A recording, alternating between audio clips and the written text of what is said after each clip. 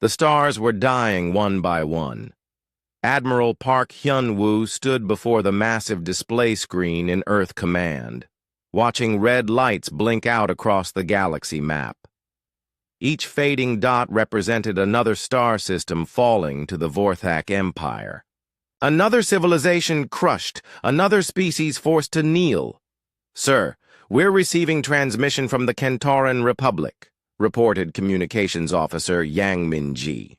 Her voice shook slightly. "It's their final message." The main screen flickered, showing the proud face of Admiral Thexkar, the Kentoran fleet commander. His blue skin was pale, his 4 eyes filled with defeat. Behind him, Park could see the bridge of his flagship burning. "To all free species of the galaxy," Thexkar spoke slowly, "the Kentoran Republic formally surrenders to the Vorthak Empire. Our fleet of 300 ships lasted 47 minutes against their biovessels. We had no choice. They are too strong. Save yourselves while you can." The transmission ended. Another red light vanished from the star map. Park closed his eyes and rubbed his temples. The Kentorans had possessed one of the most powerful fleets in the galaxy. Their ships were fast, heavily armed, and crewed by some of the best warriors known. If they could only last 47 minutes, what hope did anyone else have? "Admiral," came another voice. Lieutenant Commander Shin Woo-jin stepped forward with a data pad. "We've analyzed all the battle reports we could gather. The pattern is always the same." Park opened his eyes. "Show me." The display changed to show tactical data from various battles. Ship movements, weapon impacts, casualty reports, all painted the same picture of overwhelming defeat. "The Vorthak always begin the same way," Shin explained. "They emerge from hyperspace with their bioships. These vessels are massive, sir. Each one is the size of a small city. They're not built like our ships. They're grown, living creatures turned into weapons." The screen showed grainy images of Vorthak bioships. They looked like enormous sea creatures from Earth's deepest oceans, but twisted and changed for war. Their hulls pulsed with alien life. Weapon ports opened and closed like mouths. Tentacles writhed along their sides. "After they arrive, they always send the same message," Shin continued. "Surrender immediately or be destroyed. Most species try to fight first. The Vorthak let them attack, then demonstrate their power by destroying exactly half the enemy fleet in minutes. After that, every species has surrendered." "Every species," Park repeated quietly. "Yes, sir. The Altarian Navy tried to hold out longer than most. Their crystal-hulled dreadnoughts were beautiful ships. The Vorthak destroyed 150 of them before the Altarians begged for mercy. The survivors said the bioships seemed to enjoy the killing." Park turned away from the display. Through the windows of Earth Command, he could see the blue marble of humanity's homeworld spinning peacefully below. Ships moved in orderly traffic patterns around the orbital stations. People down there were going about their daily lives, most not even knowing that death was coming for them all. "How long do we have?" he asked. "Based on their current advance rate, the Vorthak will reach our outer colonies in 6 days. Earth itself in 2 weeks. 2 weeks. Park had spent 30 years building the Terran Defense Force. Humanity's fleet was not the largest in the galaxy, but it was well-trained and determined. They had good ships, brave crews, and advanced technology. None of it would matter. "Sir," Yang spoke up again, "we're receiving priority transmission from Captain Lee Dong-min aboard the destroyer Indomitable." "Put him through," the screen showed. A man in his early 40s wearing a captain's uniform. His face was weathered but calm. Behind him, Park could see the bridge of a Terran destroyer, compact, efficient, built for war. Admiral Park, this is Captain Lee reporting from the Outer Rim. We've been monitoring refugee traffic from the inner systems. Thousands of ships fleeing toward the outer colonies. Many are damaged, low on fuel, or carrying more people than they're designed for. I know, Captain. We've issued evacuation orders for all non-essential personnel. Your orders are to provide escort for any civilian vessels you encounter and fall back toward Earth. Lee nodded. Understood, sir. But I need to report something else. We've intercepted Vorthak communications. They're heading for the Kepler 442 system next. Park felt his stomach drop. How many civilians? 2 million, sir. Mostly human colonists, but also refugees from other species. There was an accident with the evacuation fleet's hyperdrives. They're stranded in the system with no way to escape. 2 million people. Park looked at the tactical display again. The nearest Terran ships were scattered across dozens of systems, escorting other evacuation fleets or falling back toward Earth. There was no way to get a rescue force to Kepler 442 in time. Captain Lee, what's your current position?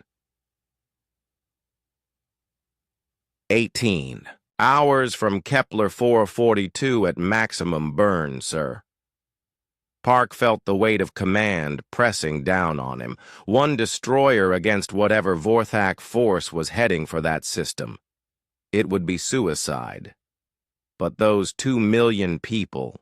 Captain, your orders are to proceed to Kepler 442 and render whatever assistance you can to the evacuation effort. But I want to be clear, you are not to engage Vorthak forces directly. Your ship is valuable, and I need every vessel we have for the defense of Earth. There was a pause. Lee glanced around his bridge, and Park could see other crew members in the background. They all looked determined despite the hopeless situation. Admiral, with respect, I need to ask you something. Do you really think we can stop them at Earth? The question hung in the space between them. Park knew the answer, but saying it out loud would make it real. No, Captain, I don't think we can. Then those people in Kepler 442 deserve the same chance to fight or flee as anyone else. My crew and I will do what we can. The transmission ended. Park stared at the blank screen for a long moment.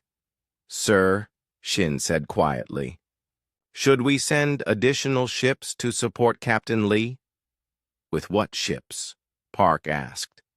Every vessel we have is either evacuating civilians or falling back to defend critical systems. The Indomitable is on her own. Park turned back to the galaxy. Map. So many red lights. So many fallen civilizations. The Vorthak had been conquering for thousands of years, and no one had ever found a way to stop them. Their bioships were too powerful, their weapons too advanced, their tactics too effective. But something nagged at him. In all the battle reports, all the tactical analyses, something seemed off. The Vorthak always followed the same pattern. Always the same demonstration of force. Always the same demand for surrender. It was almost like they expected their enemies to give up. Yang, pull up the communication logs from all the battles. I want to hear exactly what the Vorthak said to each species before they attacked. The communications officer worked quickly, her fingers dancing over her console. Soon, alien voices filled the command center. Different languages, but the translation was always the same. Surrender immediately or be destroyed. Submit to the Vorthak Empire or face annihilation. Resistance is futile. Comply or die. Always the same message. Always the same tone of absolute certainty, like they had never even considered the possibility that someone might refuse. Park looked out at the stars again. Somewhere out there, Captain Lee and his crew were racing toward 2 million doomed people. One small destroyer against an empire that had conquered half the galaxy.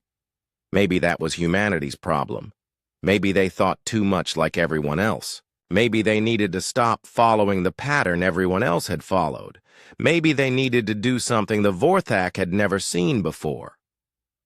The red lights continued to blink out, one by one. But for the first time since this war began, Admiral Park Hyun-woo felt something other than despair. He felt curiosity. Captain Lee Dong-min stood in the center of his ship's bridge, watching the star field rush past on the main screen. The Indomitable was pushing her engines harder than they were designed to go, racing through space toward a destination that might already be lost. "Engineering to bridge," came a voice through the comm system. It was Chief Engineer Choi Min-ho, and he sounded tired. "Captain, we can't keep this pace much longer. The reactor is running at 112% capacity. Any higher, and we risk a containment breach." "How much longer can we maintain current speed?" Lee asked. "Maybe 4 more hours, sir. After that, we'll have to slow down or the ship will tear herself apart." Lee did the math in his head. 4 more hours would put them just outside the Kepler 442. "System! Close, but not close enough if the Vorthak arrived first."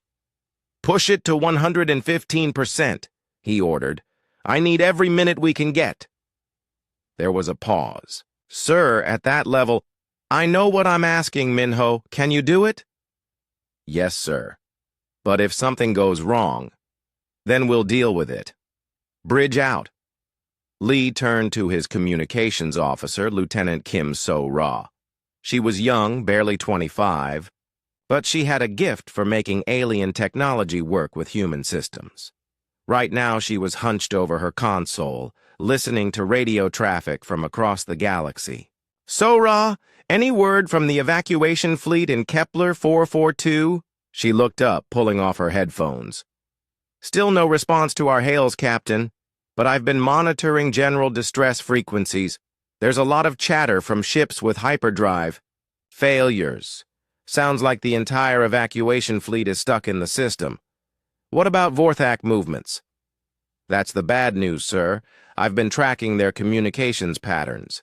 Based on signal strength and direction, I estimate their fleet will reach Kepler 442 in about 16 hours. Lee felt his jaw tighten.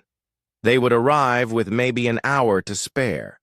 1 hour to organize the evacuation of 2 million people. It wasn't enough time, but it was what they had. "Captain," came another voice. Lieutenant Jang Young-sik, the ship's tactical officer, turned from his station. "I've been analyzing the battle reports from other engagements. I think I've found something. Show me." The main screen switched from the star field to a tactical display. Jang had overlaid movement patterns from several different battles, showing how Vorthak bioships maneuvered during combat. "Look at this pattern, sir. In every engagement, the Vorthak ships move in the same formation. They surround their target, then close in slowly while firing. They never rush in for a quick kill, even when they clearly could." Lee studied the display. Jang was right. In battle after battle, the bioships followed almost identical attack patterns. They seemed to prefer psychological pressure over overwhelming force. "It's like they're not trying to destroy their enemies as quickly as possible," Jang continued. "They're trying to break their will to fight." "That makes sense," Lee said slowly. "If your goal is to rule the galaxy, you need intact infrastructure and living populations. Dead systems can't pay tribute or provide resources." "Exactly, sir. But there's something else. Look at how they respond when enemies retreat." The display changed to show several instances where defending fleets had tried to withdraw. In every case, the Vorthak had let them go without pursuit. "They don't chase fleeing enemies," Lee observed. "They just move on to the next target." "Which suggests they're not actually interested in total destruction," Jang said. They want submission, not annihilation. Lee turned to address his bridge crew. There were only 8 people on duty, a small number for running a destroyer, but the Indomitable had always operated with a skeleton crew. Each person here was essential, and each had volunteered for this mission knowing they might not return. "I want everyone to hear this," he said. "In about 15 hours, we're going to face an enemy that has never been defeated. They've conquered dozens of species and hundreds of worlds. Their ships are bigger than ours, more advanced than ours, and more powerful than ours." He paused, looking at each face. Navigation Officer O. Tai Jun, barely out of the academy, but with an intuitive understanding of three-dimensional space. Science Officer Dr. Yoon Hai Jin, who had given up a comfortable research position to serve aboard a military vessel. Damage Control Specialist Nam Ki Wook, who could fix anything with spare parts and determination.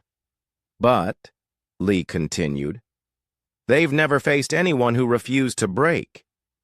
Every species they've conquered has followed the same pattern. Fight briefly, suffer losses, then surrender."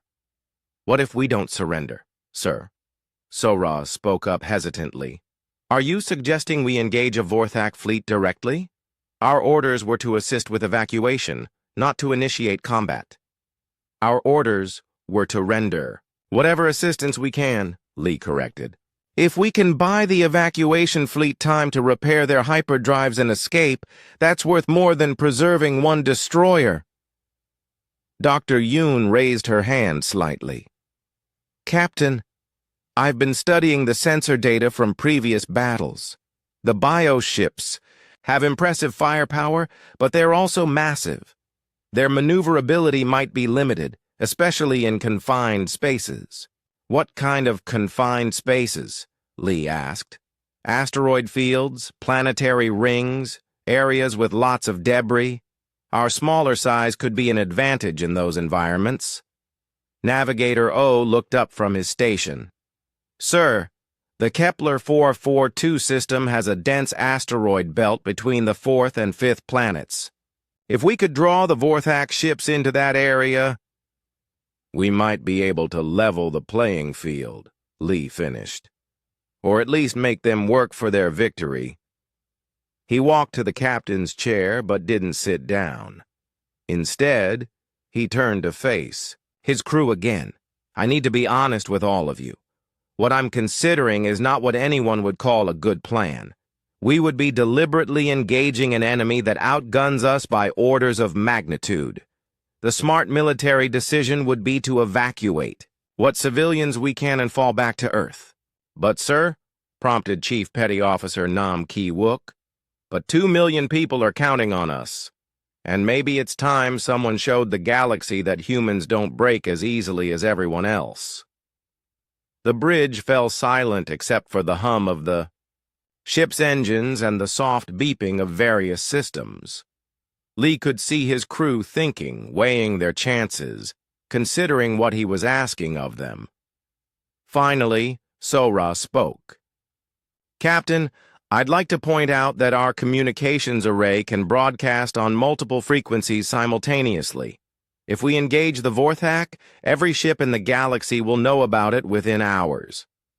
"And," Lee asked, "and maybe seeing someone fight back will inspire others to do the same."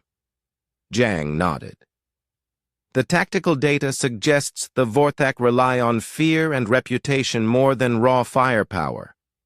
If we can damage one of their ships, or even just survive longer than anyone else has, it might change how other species view them. Plus," added O, "if we're going to die anyway when they reach Earth, we might as well die doing something useful." Lee looked around the bridge one more time. These people had served with him for 3 years. They trusted his judgment, even when that judgment led them into impossible situations. "All right," he said. "Let's take a vote. All in favor of engaging the Vorthak fleet to protect the evacuation, raise your hand." Every hand on the bridge went up without hesitation. Unanimous, Lee said. He sat down in the captain's chair and activated the ship-wide comm system. All hands, this is the captain. In approximately 14 hours, we will arrive at Kepler 442 to find 2 million civilians trapped by hyperdrive failures. Shortly after our arrival, a Vorthak fleet will enter the system. He paused, choosing his words carefully. I have decided that the Indomitable will stand and fight. We will buy the evacuation fleet time to escape, regardless of the cost to ourselves. Anyone who wishes to object to this decision may speak with me privately. Anyone who wishes to transfer to the evacuation fleet when we arrive is free to do so. Another pause. For those who choose to stay, remember this. We may not be the biggest ship in the galaxy, or the most advanced, or the most powerful, but we are human, and humans have never learned how to quit. He closed the channel and turned to Choi's voice on the comm. Captain, this is engineering. The crew down here has a message for you. Go ahead, Minho. We voted to push the reactor to 120%. If we're going to do this, we're going to do it right. Lee smiled for the first time in days. Understood, Chief. Take us home. The Indomitable raced through the void, carrying 38 souls toward a battle that would change the galaxy forever. The Kepler 442 system stretched out before them like a cosmic graveyard waiting to be filled. Captain Lee stood on the bridge of the Indomitable, watching as his ship decelerated from their desperate sprint across the galaxy.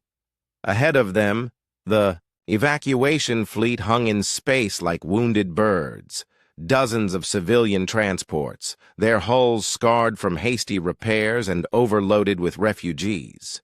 Captain, we're receiving hails from multiple vessels, reported So-Ra from her communication station. They're requesting immediate assistance with hyperdrive repairs. Some of these ships have been stranded here for 4 days. How many people total? Lee asked. Dr. Yoon looked up from her science station. Sensors indicate approximately 2.1 million life signs spread across 47 vessels, sir. Humans, Centaurans, Altarians, and at least 6 other species. Lee nodded, grimly. More than they had expected, and that made evacuation even more challenging. So-Ra, open a channel to the fleet command ship. The main screen flickered to show an older human woman wearing the insignia of a civilian transport captain. Her face was drawn with exhaustion and stress, but her eyes were alert. This is Captain Jung Yu Jin of the transport vessel New Horizon. Thank God you're here. We've been trying to repair our hyperdrives for days, but we keep running into cascade failures. Whatever damaged our drives affected the entire fleet. Captain Jung, this is Captain Lee of the Terran destroyer Indomitable. What's your repair status? Not good. My engineers estimate another 18 hours minimum before we can attempt hyperspace jump, and that's only if everything goes perfectly. Lee felt his stomach drop. 18 hours. They had maybe 12 before the Vorthak arrived, probably less.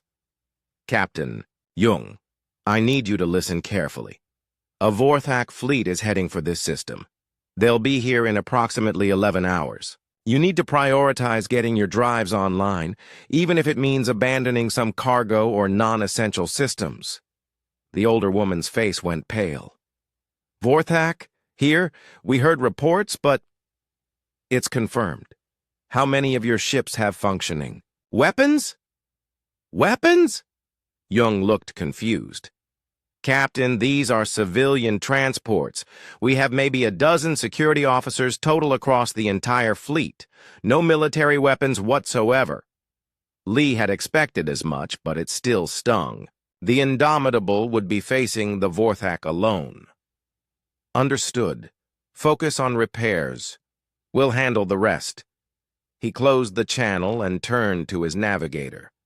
Oh, show me the system layout.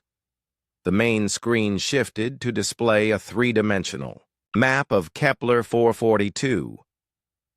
The star was an orange dwarf, smaller and cooler than Earth's sun.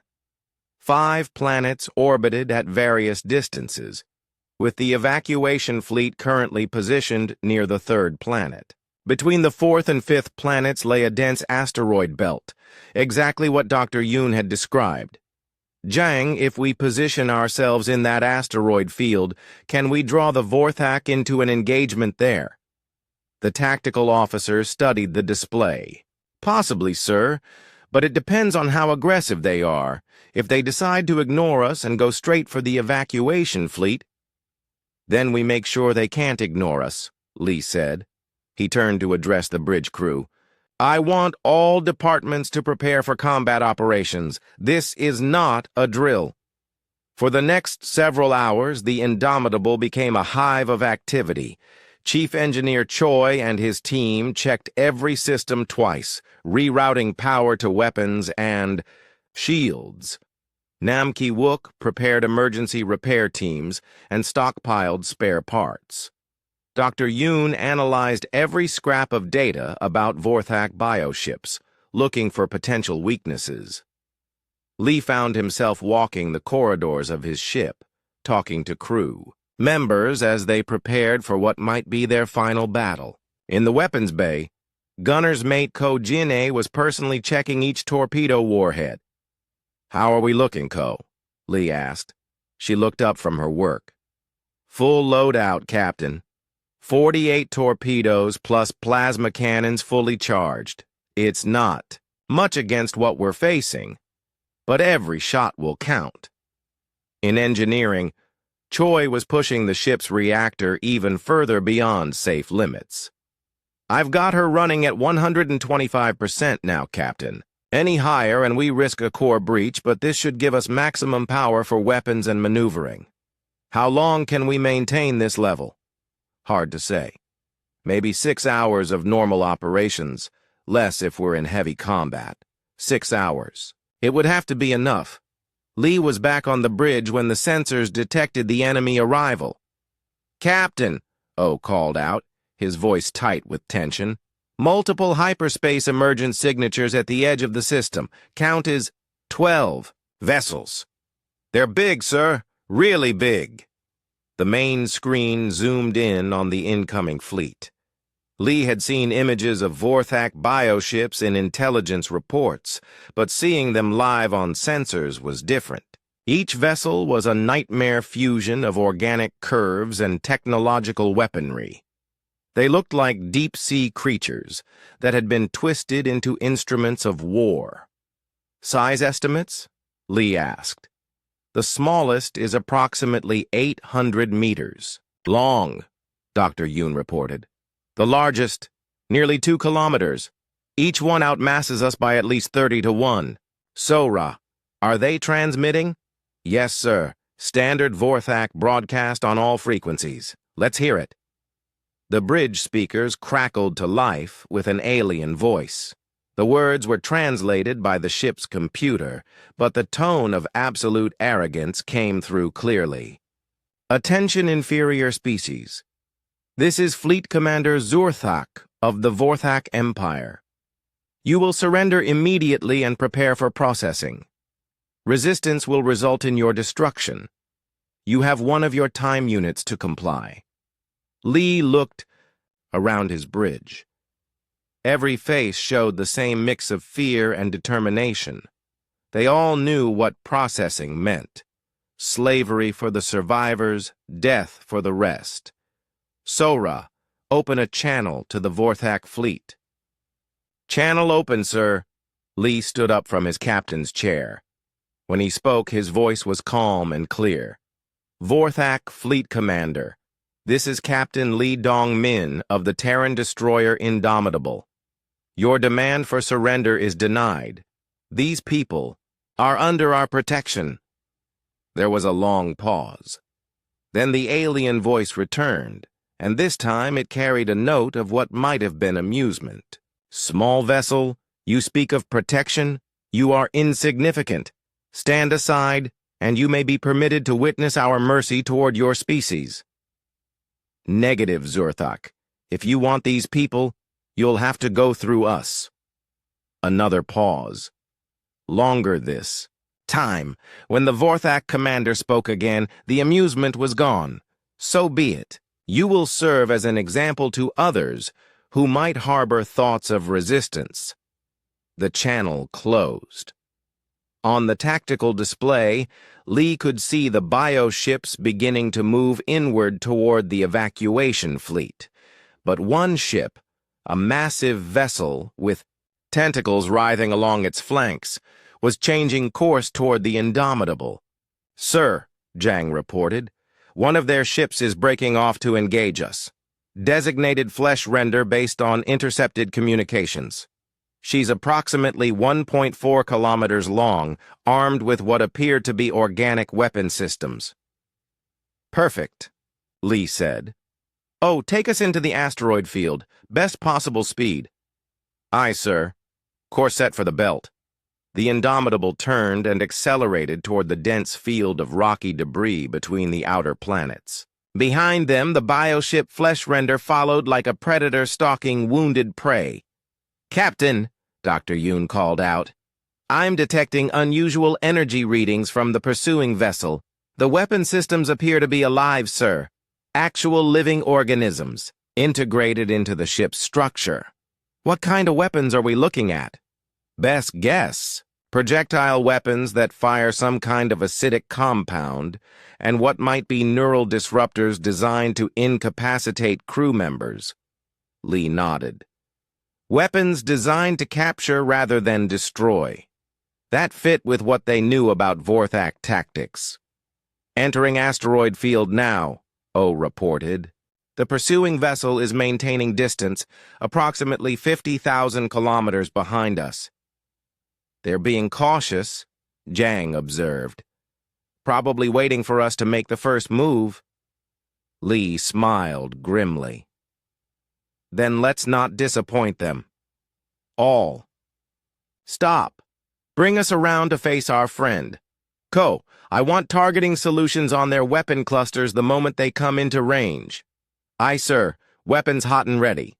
The Indomitable came to a halt among the asteroids, her bow pointing toward the approaching bioship. The flesh render emerged from behind a large asteroid like a sea monster rising from the depths, its hull pulsing with alien life. "Range 50,000 kilometers and closing," Zhang reported. 40,000, 30,000. "Wait for it," Lee said quietly. 20,000 kilometers. They're extending something, tentacles of some kind. Lee could see them on the screen now, massive organic appendages reaching out from the bioship's flanks. They were covered in what looked like sensing organs and grasping claws. "I think they mean to capture us," Dr. Yoon said. 10,000 kilometers, Zhang called out. "We're in weapons range." "Fire!" Lee ordered. The Indomitable's plasma cannons erupted in brilliant blue-white beams, striking the bioship's hull. At the same time, Ko launched a spread of torpedoes at the creature's weapon clusters. The flesh render recoiled as if in pain, its tentacles whipping through space. But it quickly recovered and began firing back, streams of acid that sizzled past the destroyer's hull, followed by pulses of energy that made the bridge lights flicker. "Evasive maneuvers," Lee commanded. "Use the asteroids for cover." Fleet Commander Zurthak stood in the neural chamber of his flagship, watching the bioship flesh render retreat through the swirling organic displays that surrounded him. Green blood, the life essence of the ship itself, dripped from the wound inflicted by the small human vessel. For 3,000 years of conquest, no enemy had ever damaged a Vorthak bioship. The neural interfaces connected to his spine tingled with confusion and something else, something that Zurthak had never felt before. Fear? No, that was impossible. The Vorthak did not know fear. They were the apex of evolution, the masters of all lesser species. But the small human ship had hurt Flesh Render. More than hurt. It had caused the bioship to experience pain, to retreat from an inferior opponent.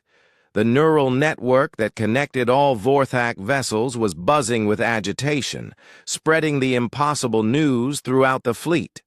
Prepare. 3 vessels for coordinated attack, Zorthak commanded, his voice carrying through the bio-neural pathways. The human ship has earned the honor of complete destruction. On the bridge of the Indomitable, Captain Lee watched the tactical display as 3 new bioships broke away from the main fleet. Each was larger than Flesh Render, their hulls bristling with weapon clusters that pulsed like beating hearts. Captain, Jang reported, 3 enemy vessels approaching our position. They're moving to surround us. Sora, what's the status of the evacuation fleet? Still working on repairs, sir. Captain Young estimates another 12 hours minimum. 12 hours. Lee looked at his chronometer. They had been fighting for 2 hours already, and his ship was beginning to show the strain. Scorch marks covered the hull from near misses with Vorthak acid weapons. The reactor was running dangerously hot, and several systems were operating on backup power. Oh, plot a course deeper into the asteroid field. I want the biggest rocks we can find between us and them. Aye, sir. There's a cluster of large asteroids, about 20 kilometers ahead. Some of them are nearly as big as our ship. Perfect. Take us there. The Indomitable weaved through the asteroid field with NOM's damage control teams working frantically to repair systems even as the ship maneuvered for its life. Dr. Yoon had been studying the bioship debris they had collected during the ramming attack, and her findings were disturbing. "Captain," she called out, "I need to show you something about these Vorthak ships."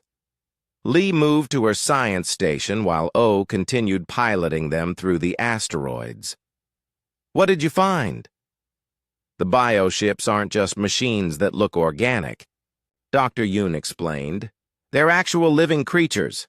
The hull samples show neural tissue, blood vessels, even what might be sensory organs. When we rammed Flesh Render, we didn't just damage a ship. We wounded a living being." Lee felt his stomach turn. "Are you saying these ships can feel pain?" "I believe so, yes. But there's more. The neural pathways suggest these creatures are connected to each other like a hive mind. When one ship experiences something, the others share that experience, which means when we hurt Flesh Render, the entire fleet felt it," Dr. Yoon finished. "That's why they're so agitated. They've never experienced physical trauma before. The implications hit Lee immediately. If they're connected mentally, then damaging one ship affects the psychology of the entire fleet." "Exactly. And if they've never felt pain before, they might not know how to handle it." "Captain," Jang interrupted, "the 3 bioships have reached the asteroid field. They're trying to box us in." Lee returned to his command chair just as the first enemy shots began striking nearby asteroids. Unlike the cautious, probing attacks from before, these Vorthak ships were firing with obvious anger. Acid projectiles dissolved chunks of rock, while neural disruptor beams turned asteroid surfaces into glowing slag. "They're not being careful anymore," Lee observed. "They want us dead." "Sir," O called out, "the lead ship is extending grappling tentacles. If they get hold of us, then we don't let them. Ko, target those tentacles with everything we have." The Indomitable's weapons fired continuously, plasma beams slicing through the organic appendages reaching for them. But for every tentacle they destroyed, more appeared. The bioships were learning, adapting their tactics even as they fought. "We can't keep this up," Jang warned. "They're coordinating their attacks now. Each time we fire at one ship, the others adjust their position to trap us." Lee studied the tactical display. The three bioships were indeed working together with frightening efficiency. They moved like a pack of predators, one driving the prey while the others waited to strike. But their coordination might also be their weakness. Dr. Yoon, you said they share experiences through their neural network? That's correct, sir. What happens if we overload that network? If we cause so much pain and confusion that they can't think clearly? The science officer's eyes widened with understanding. It might cause a feedback loop. Too much sensory input could overwhelm their ability to process information. Ko, I want you to target the sensory organs along their hulls. Don't try to destroy the ships. Just hurt them as much as possible. Aye, sir. Switching to rapid-fire plasma bursts. The Indomitable began a new kind of attack, striking the bioship's external sensors and neural clusters rather than their weapon systems. Each hit caused the targeted vessel to convulse and recoil, but more importantly, it sent waves of pain through the neural network connecting all three ships. The effect was immediate and dramatic. The bioships' coordinated attacks became erratic. They began firing at each other by mistake, confused by the overwhelming flood of pain signals. One ship extended its tentacles toward an asteroid instead of the human destroyer. It's working, Jang reported excitedly. They're losing coordination. But the Vorthak were also becoming more desperate. The lead bioship, designated Blood Drinker, suddenly accelerated directly toward the Indomitable with no regard for the asteroids in its path. Its massive bulk smashed through rocks that had existed for millions of years, closing the distance with terrifying speed. Evasive action, Lee commanded. O threw the ship into a sharp turn, but Blood Drinker was too close. The bioship's hull scraped along the destroyer's side, tentacles wrapping around the smaller vessel like a giant squid grasping its prey. They've got us, Nam reported as the ship shuddered under the alien grip. Hull integrity holding, but they're trying to crush us. Through the viewports, Lee could see the organic surface of the bioship's hull up close. It pulsed with alien life, covered in sensory organs that tracked their every movement. Weapon ports opened along the hull like hungry mouths, preparing to fire at point-blank range. Sora, open an emergency channel to the evacuation fleet, Lee ordered. Tell them we've bought them as much time as we can. But before Sora could comply, Dr. Yoon called out from her station. Captain, wait. I'm detecting massive energy fluctuations in the bioship's neural network. The pain we've inflicted is causing system-wide failures. On the screen, they could see Blood Drinker's weapon ports flickering uncertainly. The tentacles holding them were trembling, their grip weakening. The ship is having what I can only describe as a nervous breakdown, Dr. Yoon continued. Its neural pathways are overloaded. Lee saw their chance. Ko, target the neural cluster directly above us, full power. The Indomitable's weapons fired upward into the bioship's hull at point-blank range. The plasma beams burned through organic armor and struck the central nervous system beneath. Blood Drinker's entire hull convulsed in agony, and its tentacles released the destroyer as the massive creature recoiled in pain. Free and clear, O reported, accelerating away from the wounded bioship. But Lee wasn't finished. Turn us around. I want to hit them again while they're confused. Sir? Jang looked uncertain. We could use this chance to escape deeper into the asteroid field. No. We hurt them, and now they're scared. Let's see how much fear we can spread through that neural network. The Indomitable came around in a tight arc, its weapons targeting the three bioships that were now drifting in confusion.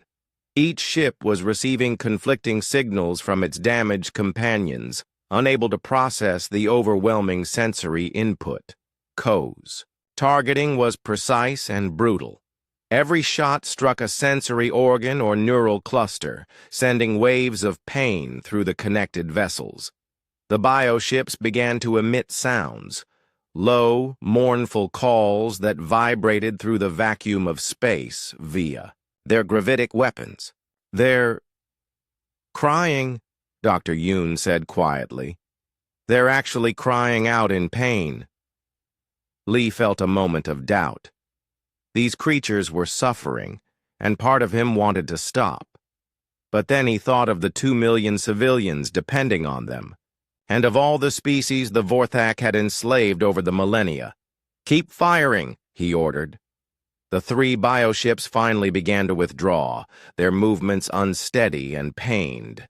They had never encountered an enemy that fought to cause maximum suffering rather than quick destruction. The psychological impact was devastating. "Captain," Sora called out, "I'm receiving transmissions from the evacuation fleet. They're reporting successful hyperdrive tests on 12 ships. They might be able to begin evacuating people within 6 hours. 6 hours. Lee looked at his battered ship and exhausted crew. They had survived against impossible odds, but there were still 9 more bioships waiting. And now those ships knew that humans could hurt them. The Indomitable drifted among the asteroids like a wounded shark, her hull scarred by acid burns, and her reactor running dangerously hot. Captain Lee stood on the bridge, watching 9 massive bioships approach through the debris field. Each vessel was easily 10 times the size of his destroyer, their organic hulls pulsing with alien life and barely controlled rage. "Status report," Lee called out. "Hull integrity at 73%, Nam reported from his damage control station. "We've got microfractures on decks 2 and 4, but emergency containment is holding. The real problem is the reactor. We're running at 130% capacity. Any higher and we risk a core breach." "Weapons status?" Ko looked up from her console, wiping sweat from her forehead. 31 torpedoes remaining. Plasma cannons are functional, but running hot. I can give you maybe 6 more full-power volleys before we need to cycle down for cooling. Lee nodded grimly. 6 volleys against 9 bioships.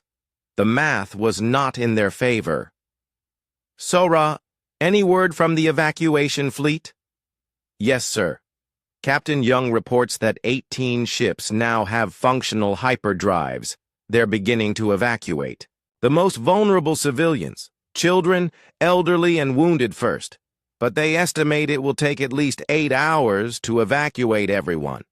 8 hours. Lee looked at his chronometer. They had been fighting for nearly 4 hours already, and his ship was being held together by determination and spare parts. But the evacuation was proceeding faster than expected. "Dr. Yoon, what's our analysis of the approaching bioships?" The science officer pulled up her data on the main screen. "Based on their formation and movement patterns, I believe they're operating under different neural programming than the first ships we engaged.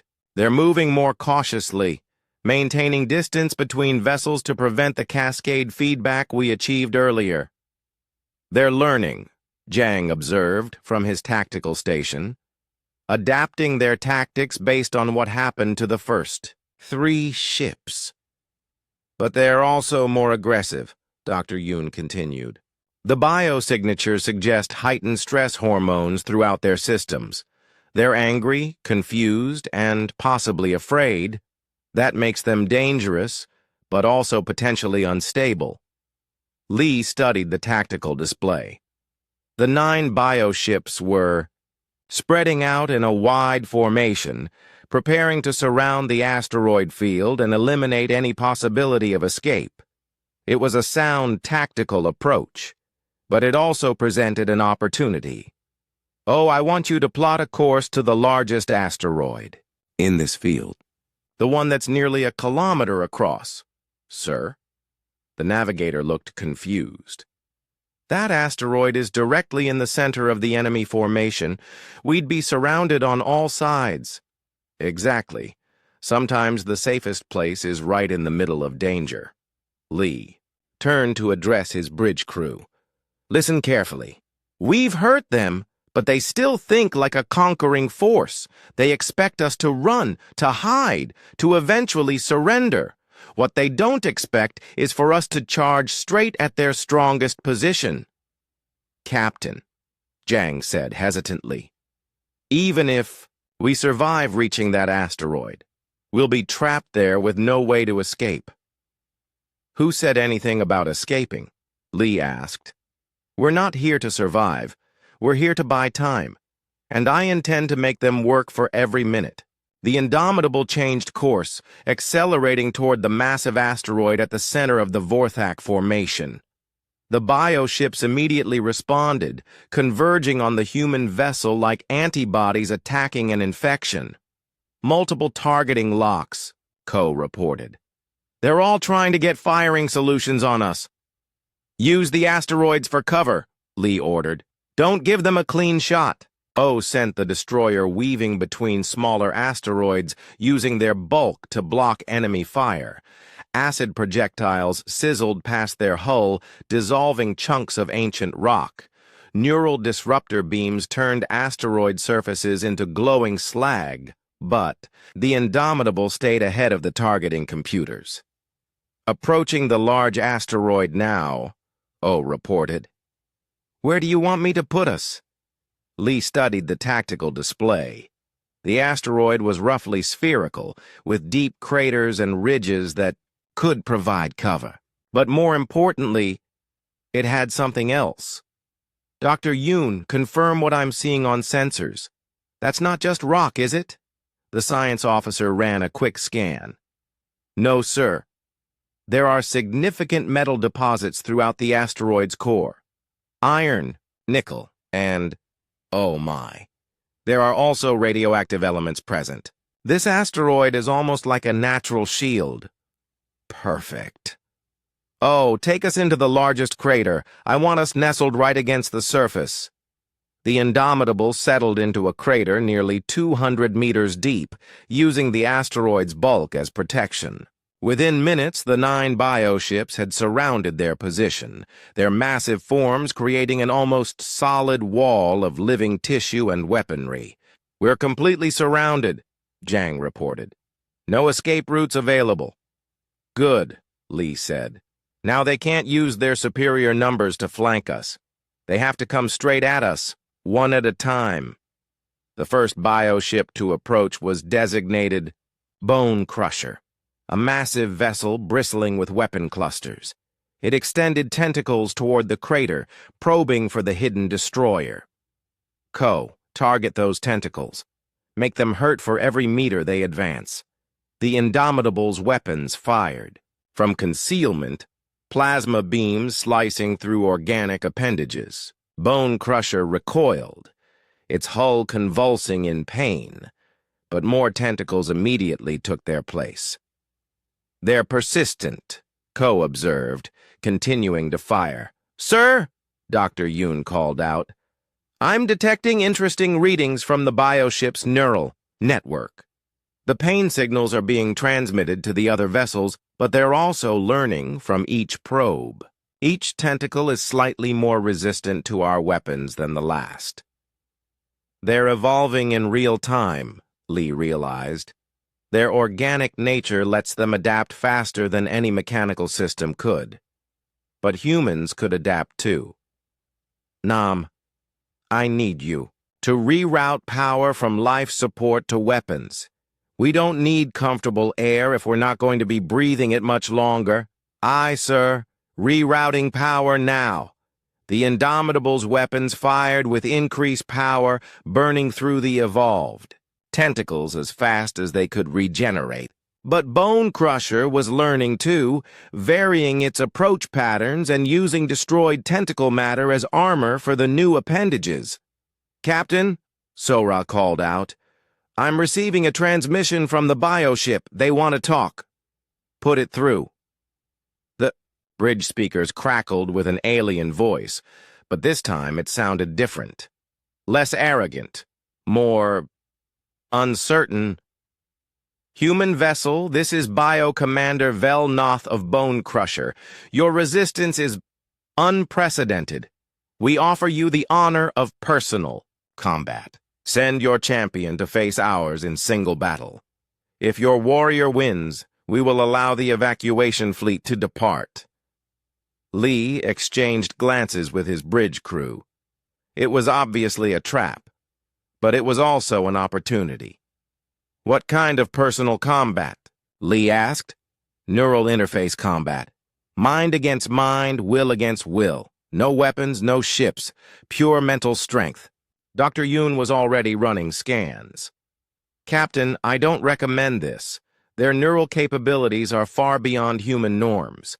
It would be like sending a child to fight a trained warrior."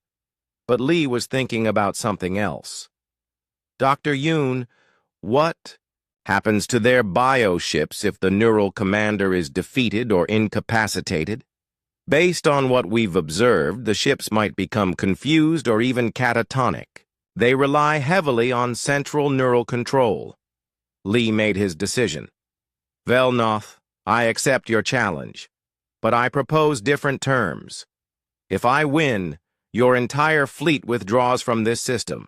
If you win, the Indomitable surrenders." There was a long pause. Then, "Acceptable. Prepare to receive our neural interface probe." A small organic pod detached from Bone Crusher and approached the crater. It was beautiful in an alien way, like a flower made of living metal and pulsing nerves. "Captain," Jang said urgently, "this is insane. We don't know what that thing will do to your mind." "Maybe," Lee agreed. "But we've been fighting for 5 hours, and the evacuation is only half complete. We need to buy more time, and this might be our best chance." Dr. Yoon stepped forward. "Sir, at least let me monitor your vital signs. If I detect any dangerous neural activity, I'm pulling you out immediately." Lee nodded. "Fair enough. Sora, you have command while I'm otherwise occupied." The neural interface pod attached itself to the Indomitable's hull with organic anchors. A pathway opened, leading to a chamber filled with breathable atmosphere and pulsing neural tendrils.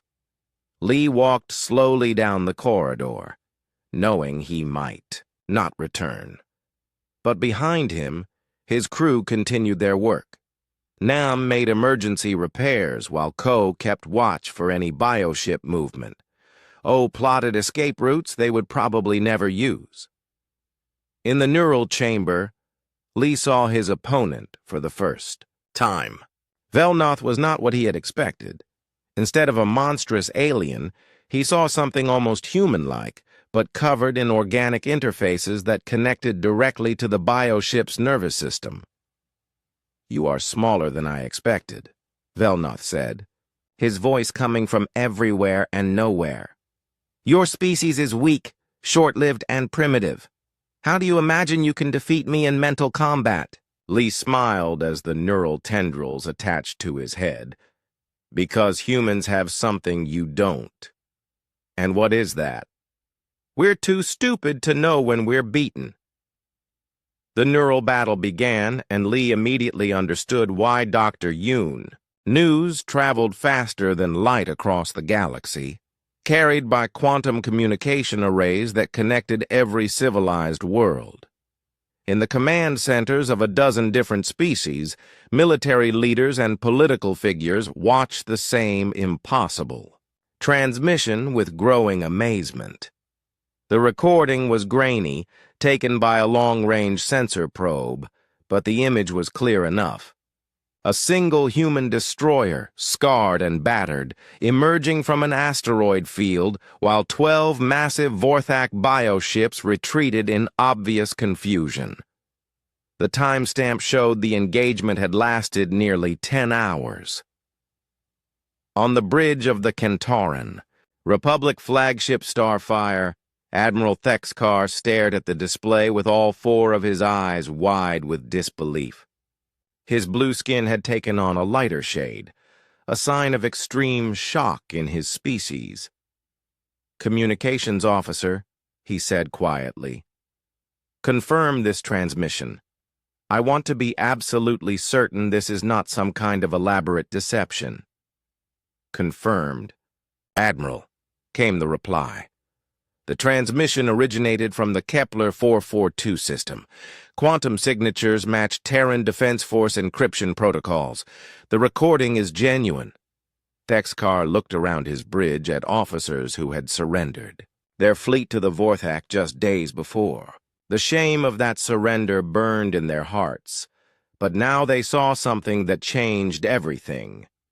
"Helm, set course for our hidden fleet bases. Communications. Send a priority message to all Kentoran vessels. Operation Restoration is approved. We're going back to war." Similar scenes were playing out across the galaxy. On the crystal cities of Altair Prime, the High Council was in emergency session. The Altarian Navy had been the pride of their civilization for millennia. Their ships, works of art as much as instruments of war. The humiliation of surrender had nearly broken their spirit. "The humans have shown us something we forgot," declared Council Leader Zeftar, her crystalline form resonating with renewed determination. "Honor is not about winning every battle. Honor is about fighting when fighting seems impossible."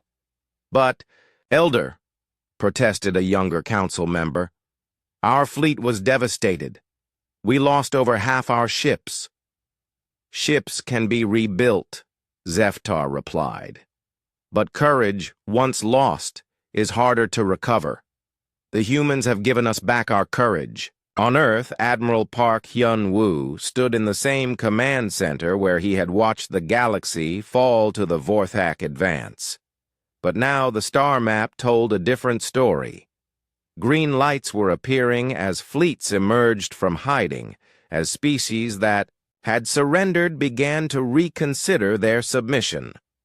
"Sir," reported Communications Officer Yang Minji, "we're receiving messages from across the galaxy.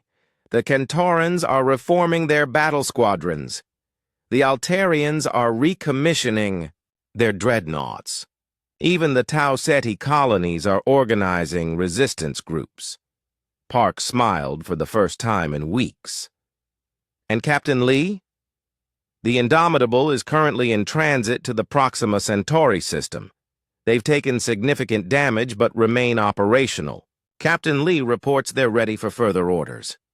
"Send him my compliments," Park said, "and tell him that one destroyer has just inspired the entire galaxy to remember how to fight."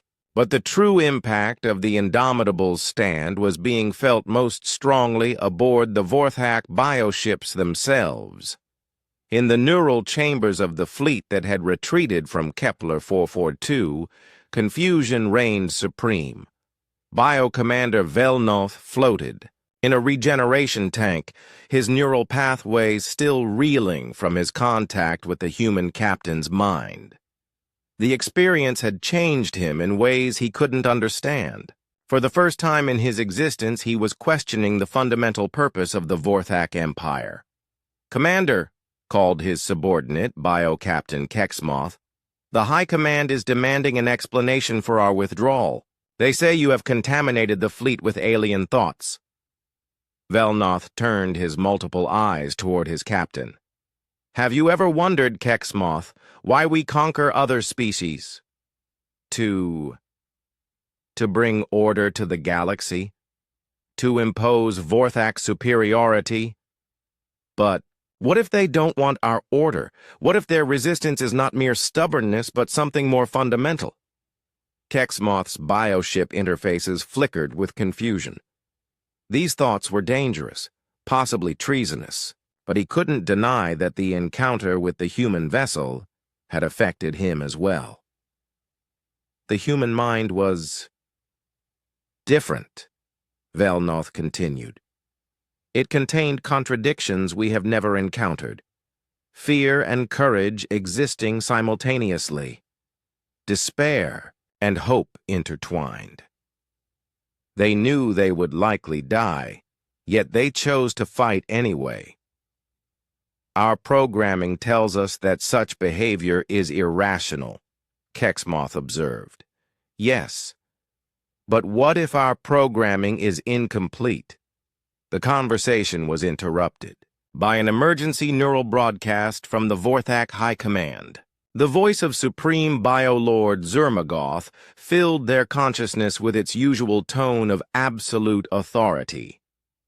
All fleet elements are to report the status of the human infestation. Any bioship showing signs of contamination from alien thought. Patterns will be recalled for neural purification. The human resistance must be crushed immediately before it spreads further. Velnoth closed his neural channels before responding.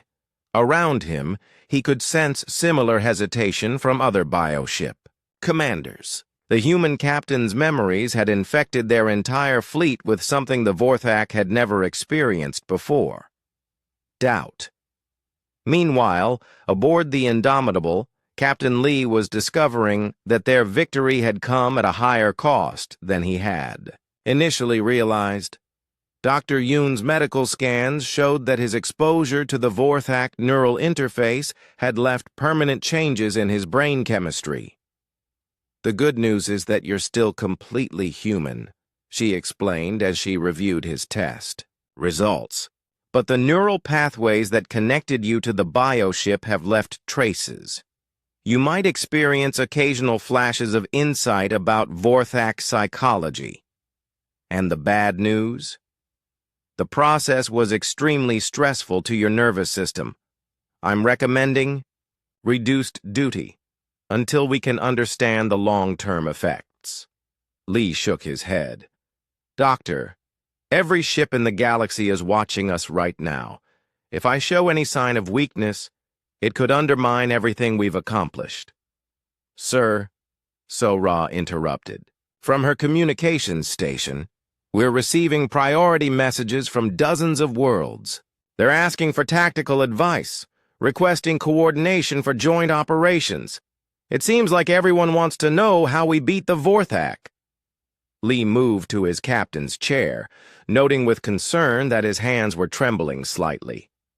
The neural interface had taken more out of him than he wanted to admit. What are they asking specifically? Most want to know about our weapons modifications, our tactical formations, things like that. But some are asking about something else. They want to know about our psychological warfare techniques. Lee almost laughed. Psychological warfare. If only they knew that the most effective technique had been simple honesty, sharing his fear and determination with an alien mind that had never experienced either emotion. Sora, prepare a general response. Tell them that the key to fighting the Vorthak isn't superior firepower or advanced tactics. It's refusing to accept defeat. No matter how impossible the situation appears. Sir, they're going to want more specifics than that.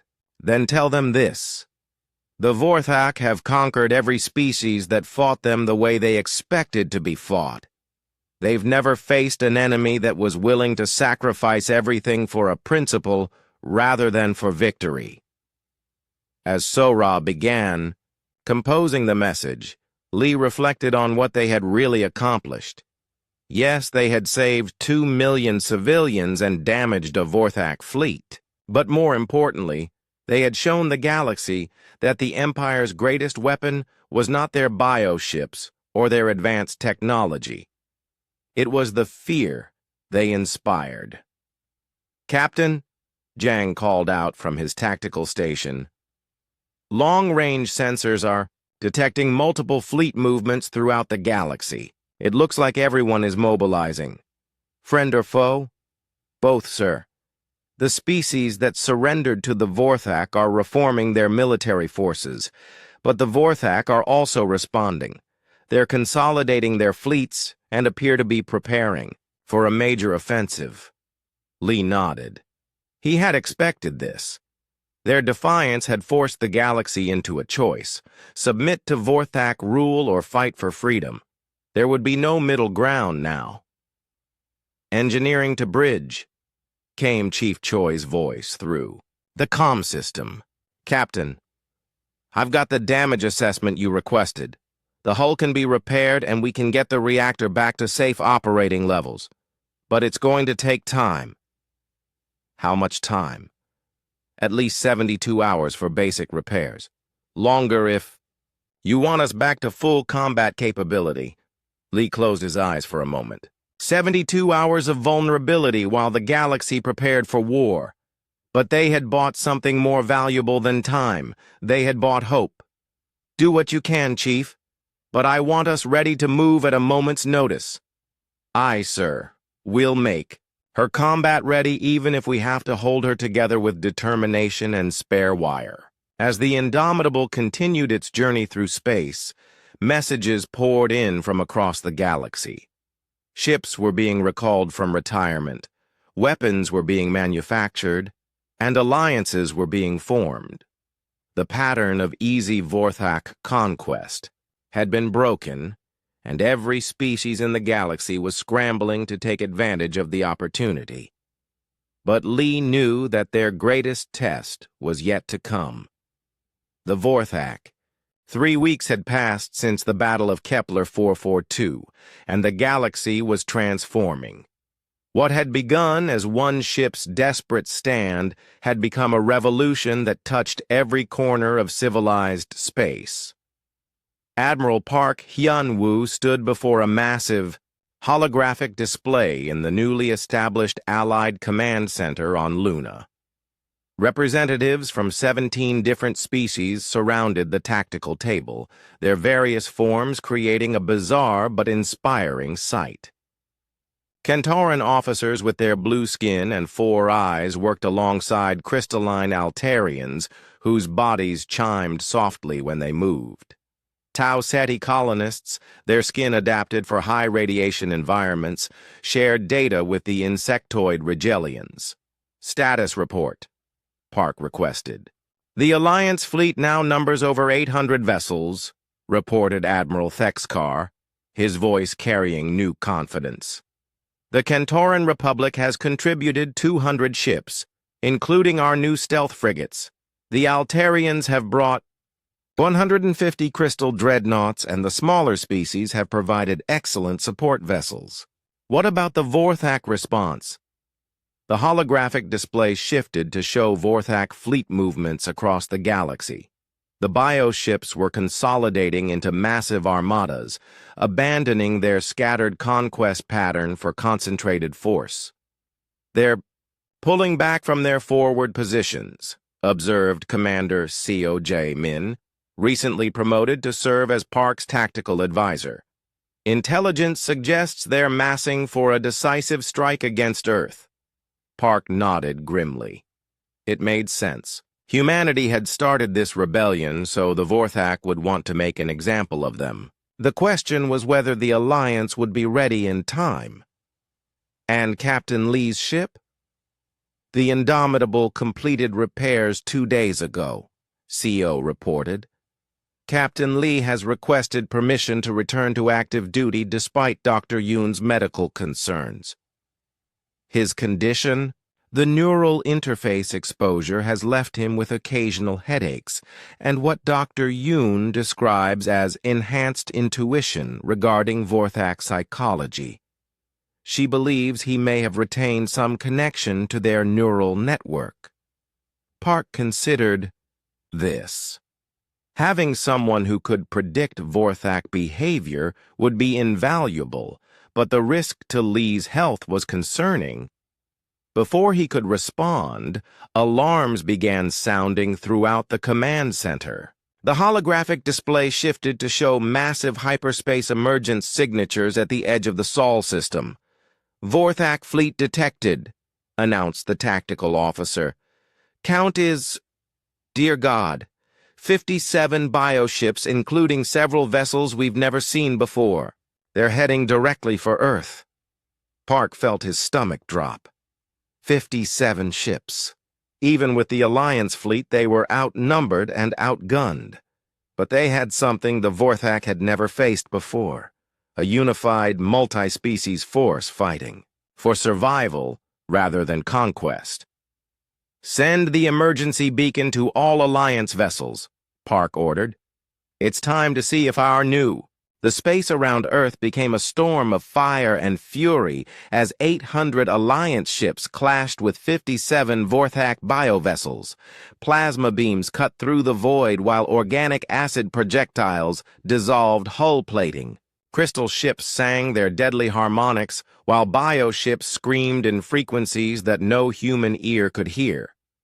Captain Lee stood on the bridge of the Indomitable, his enhanced neural sensitivity allowing him to feel the ebb and flow of the massive battle. Through his connection, he could sense the fear and determination of both sides, the pain of wounded ships, and the grim resolve of crews fighting for everything they held dear.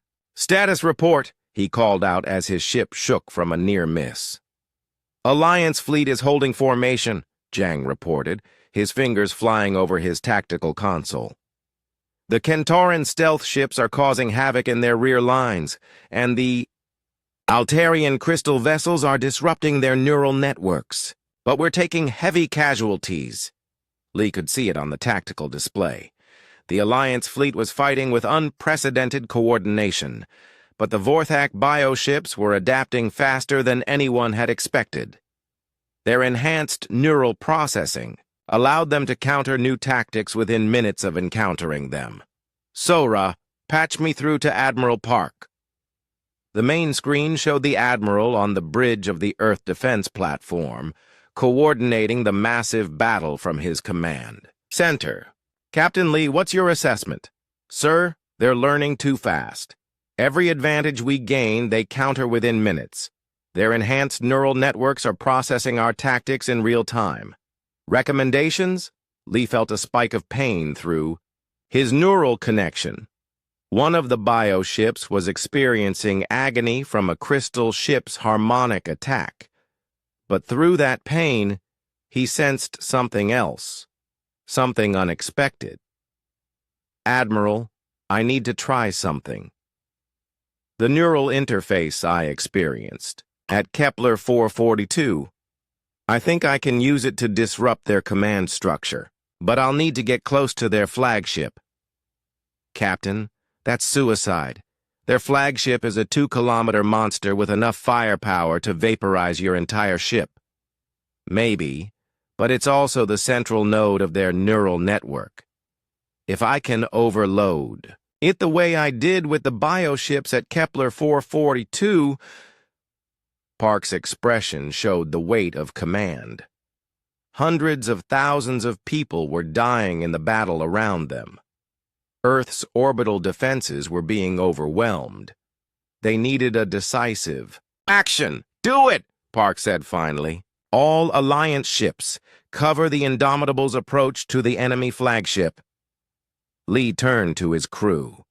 These people had followed him through impossible odds before, but what he was asking now was different. This wasn't about survival. This was about sacrifice. "You all heard the plan," he said quietly. "Anyone who wants to transfer to another ship..." "Captain," interrupted Chief Engineer Choi through the comm system, "Engineering has a question for you." "Go ahead, Chief. How close to that flagship do you need to get for your neural trick to work?" "Physical contact would be best." "Why?" "Well, sir, if we're going to ram another bioship, I want to make sure we do it right this time. I've rigged the reactor to overload on command. We can take that monster with us."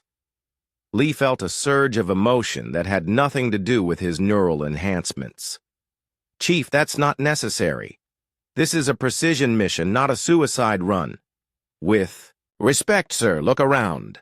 Half the Alliance fleet is already gone. Earth's defenses are failing. Sometimes the only way to win is to make sure the other guy loses worse than you do." Around the bridge, Lee saw his crew nodding in agreement. Nam Ki-wook was already preparing emergency repairs for the final approach. Ko-Jin A was loading their last torpedoes. Dr. Yoon was monitoring neural frequencies to help guide their attack.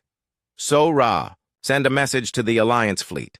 Tell them the Indomitable is beginning her final approach. Aye, sir. Message sent. The Alliance ships around them suddenly intensified their attacks, creating a corridor of covering fire toward the Vorthak flagship. Kentauran's stealth vessels materialized long enough to launch torpedo spreads, then vanished again.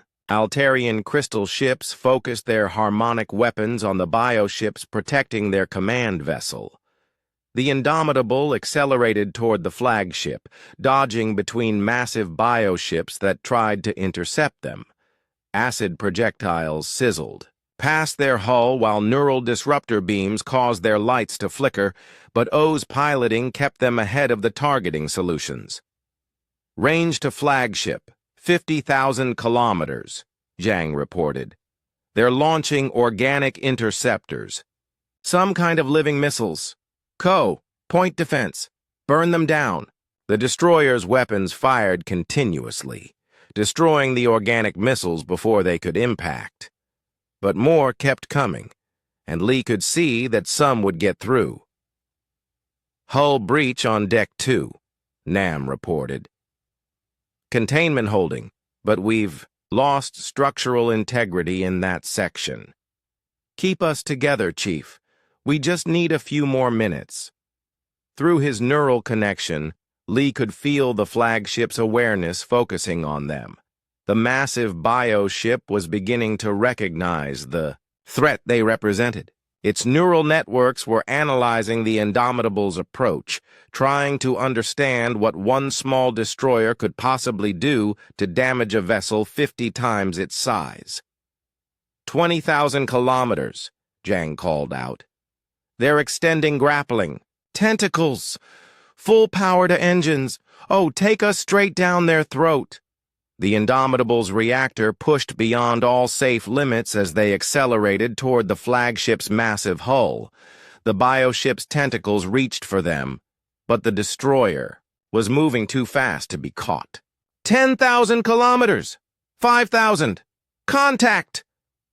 The Indomitable struck the flagship's hull and buried itself deep in the organic armor. Emergency lights bathed the bridge in red as the ship shuddered to a halt. We're inside their outer hull, Dr. Yoon reported. I'm detecting massive neural activity all around us. This entire section of the ship is essentially a giant brain.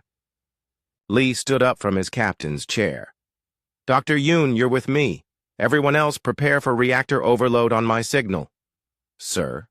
So-Ra looked uncertain. You're not coming back, are you? Lee smiled sadly. Someone needs to stay with the ship. That's what captains do. But before he could leave the bridge, Chief Engineer Choi appeared in the doorway. Captain, with respect, you're the only one who can interface with their neural network. The ship can blow itself up without you, but the neural attack needs your specific brain chemistry. Lee realized Choi was right. All right. Everyone else, abandon ship. Get to the escape pods. Sir, Nam stepped forward.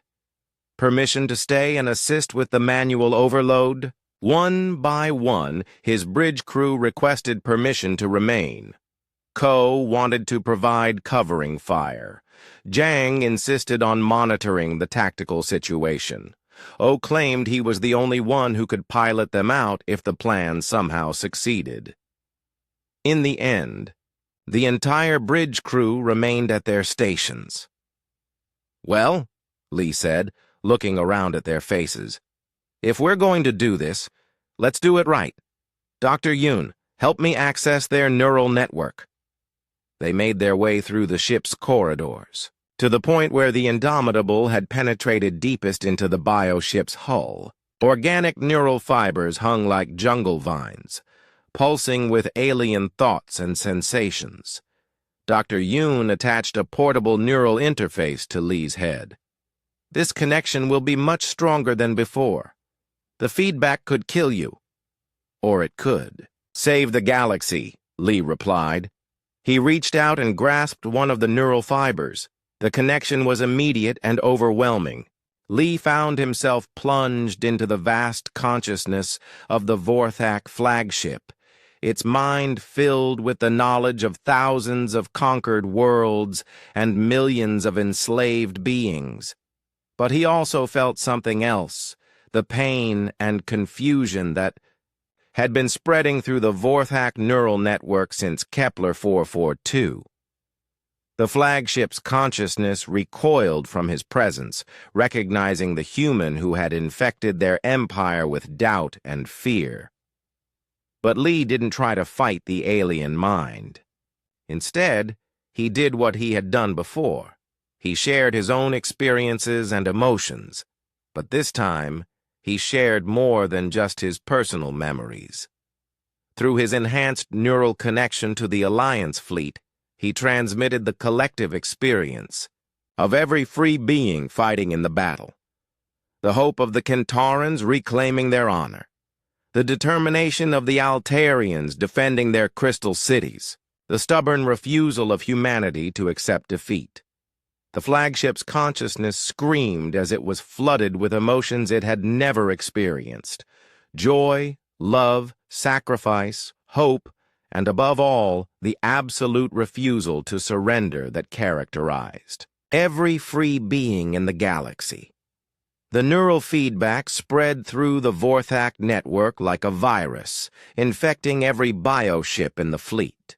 For the first time in their species' history, the Vorthak experienced what it meant to fight not for conquest, but for something greater than themselves.